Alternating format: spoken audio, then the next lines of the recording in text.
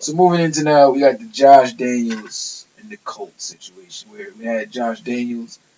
It looked like he was definitely going to become the next head coach of the Colts. And then all of a sudden, at the last minute, he had a meeting with Robert Kraft. And then he decided, I'm staying in New England. And he re-upped for a big amount of money for assistant. Yeah. Apparently, with that situation was they had a verbal agreement. Say one little thing. I do have this one little slight issue. Not slight. Our owners are just the most interesting players of a team. So Mike Irsay, he's a very interesting. So he brought out the news, hey, we're signing this guy. He never signed the contract, so it's kind of faultless. You already made this mistake last year by saying, hey, Andrew Luck will be playing this season when you didn't get no confirmation. But he just kind of jumps into the gun, kind of looks bad, kind of shoots himself in the foot a little bit. And that was another situation where I would hope he starts learning to not quickly announce something until it's finalized. Unfortunately, Josh Daniels, I did have ups and downs about Josh Daniels. His previous experience, him being a Patriot, me not liking the Patriots. But his previous experience with Denver, with his whole situation with Jay Cutler, etc. I think your GM said the beef is back on. Yeah, he definitely said that. Yeah.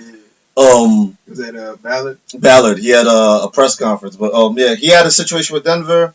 But all in all, I think he actually had a good stint with Denver. There was St. Louis. That probably was not the best situation, but that was only 1 year done as an offensive coordinator.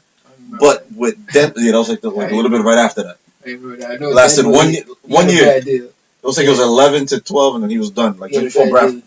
With Bradford, actually. Okay. I think it was with Bradford. Wow. Okay. But yeah, with Denver, I do like his views on picking players. He did a lot of switching of trades. A lot of people question it, but he picked up a good need for his Denver team and actually got Tim Tebow to win a playoff game. A lot of games. So he would be a good coach when he decides to show out, but sure enough, he ain't gonna be with us. Well, I think he's not an heir apparent to Belichick. I think that's what was probably promised him to make him stay. Like Belichick is gonna be around as long as Tom Brady's around. When Tom Brady retires in possibly 2 to 3 years, Belichick will retire also, and you'll be able to take the reins of the team at that point. Well, I don't even know if they probably even promised him that. I think they just said, hey, just stay here a little bit longer and see how it works out. But here's a sweeten the pot. He sweetened the pot a little bit. Make sure it's like, hey, look, you're still getting close to coach money. You just stay here and we'll see where we can work. Yo, he's getting paid with some of that coaches in the league. He's getting some money now. But I think new head coaches don't get paid that top dollar. I think when they first come in. No, I don't think so. So, but we end up going in a different direction. We actually, Chris Ballard had a press conference where he spoke about the issues. Said that, hey, he asked him. He said yes or no. Yeah. He's not going to beg him. Yeah. He said no. He said whatever. We move forward. And he ended off the conversation by saying the beef is back on. Yeah. Which I actually loved. I love that statement. I think I had chills. I actually had chills hearing that. Like, I love hearing that from my general manager. Just like, because I know ideally he's not supposed to say that. He's not really supposed to be like, because I think at the beginning he was like, it's not hard feelings, but then at the end it's just like, yo, it's back on. And drops mic, it's like, and walks off. We're not having this no more. I mean, it's happy. They had the beef over the snitching situation where they had the little, so the beef is out there. And then the fact that he's back on, I obviously just love when teams don't like each other. I think that bodes well for competition. It just makes it better. Like, the games are that much more intense. That's what I think competition is good at. Yeah. I think for the Colts, it's a blow. It's a little blow. Slightly a blow, but I think a lot get better now. Yeah, I think a lot of people are happy with the new head coach with Reich. The former Eagles offensive coordinator. Super Bowl winning Eagles offensive coordinator. So it's like we just went with the other team. Say, hey, we'll go with the winning side. Okay.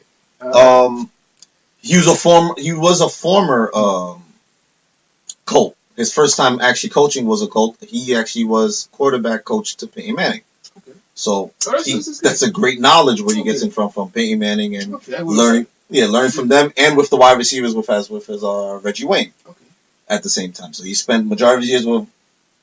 It's a great eye. So it's a great eye where you say, good fit. And then not only that, a little bit of history about Rice.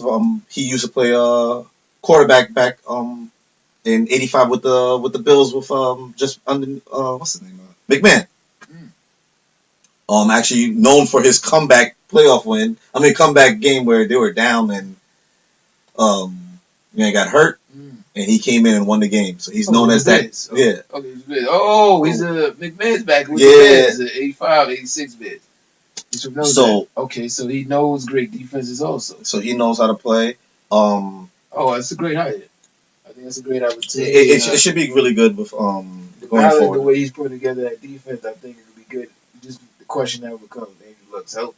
Yeah, but I also think is if he's been good with quarterbacks lately, and if Jacoby Brissett has shown promise, and he's known to be able to organize an offense, it shouldn't matter if Andrew Luck is playing or not. It should be it's the coach. You should be able to make a team. Like Belichick won 10, 11 games with Matt Castle. Right. So this should not be no different. But this is your first year as a head coach. Did have an elite defense at that time still. That is true. But I'll get more into the whole Colts team as a defense whole and how it will be different and shaped up when I get more into it. When I show about the defensive coordinator that we picked up from the Cowboys, who groomed that linebacker core with Sean Lee, Jalen Smith, Anthony Higgins, DeMarcus Ware.